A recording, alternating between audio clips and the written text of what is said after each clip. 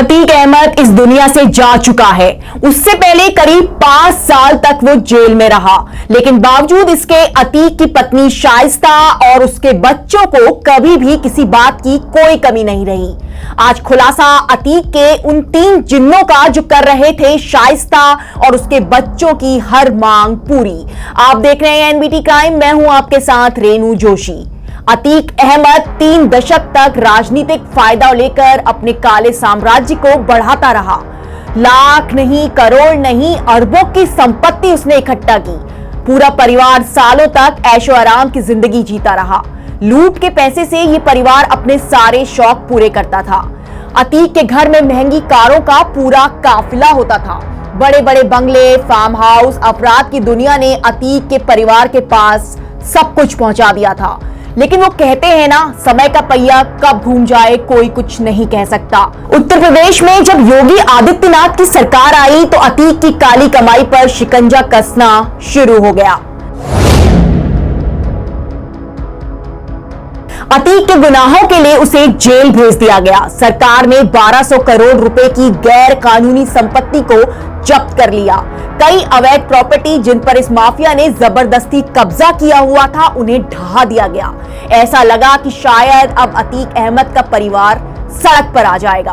परिवार के पास कमाई का कोई जरिया नहीं था। बावजूद इसके अतीक की पत्नी शाइस्ता परवीन और उसके बच्चों की शान शौकत में कोई कमी नहीं आई। अतीक अहमद के जेल जाने के बावजूद शाइस्ता और उसके बच्चों की हर डिमांड पूरी होती रही। यहां तक कि गैंग को मॉडर्न हथियार मिलना भी बदस्तूर जारी रहा। अब सवाल यह था कि कौन था जो शाइस्ता तक पहुंचा रहा था महंगी कारें? कौन था जो उन्हें विदेश घूमने की टिकट दे रहा था? कौन अतीक के गैंग को असले पहुंचा रहा था? पुलिस लगातार इस पर जांच कर रही थी, लेकिन कोई भी पकड़ में नहीं सामने आया था। अब जाकर 3 ऐसे नाम सामने आए हैं जो कर रहे थे अतीक के जिन का काम।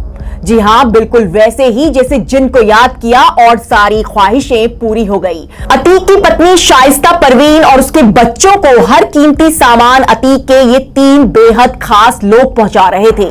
मीडिया की खबरों के मुताबिक उत्तर प्रदेश में पुलिस ने अतीक अहमद के 3 फाइनेंसर की पहचान की है, जो अतीक की गैर मौजूदगी में उसके घर तक करोड़ों रुपए, महंगी गाड़ियां, गैंग तक मॉडर्न हथियारों की सप्लाई कर रहे थे।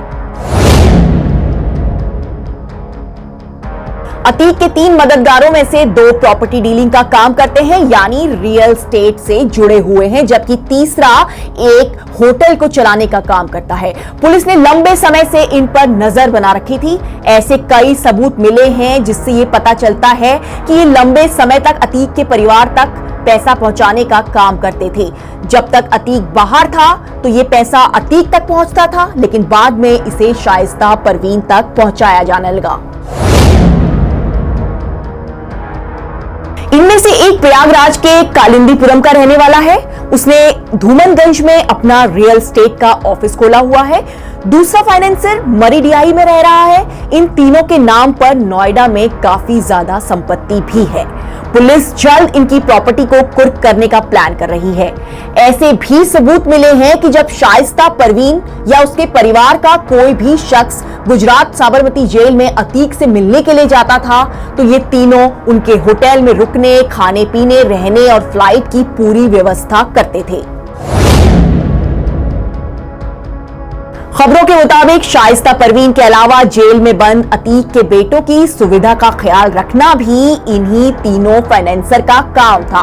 ये जेल में पैसा देकर सेटिंग करते थे ताकि अतीक के बेटों को कोई भी दिक्कत ना हो। उनकी सुविधा के लिए लाखों करोड़ों रुपए पानी की तरह बहाए जा रहे थे। उन्हें जेल में अच्छी से अच्छी सुविधाएं दी जा रही थी। इस खबर में फिलहाल इतना ही। एनबीटी क्राइम देखते रहिए, चैनल को सब्सक्राइब करिए और अगर आपको ये वीडियो पसंद आया है तो प्लीज वीडियो को लाइक भी करिए।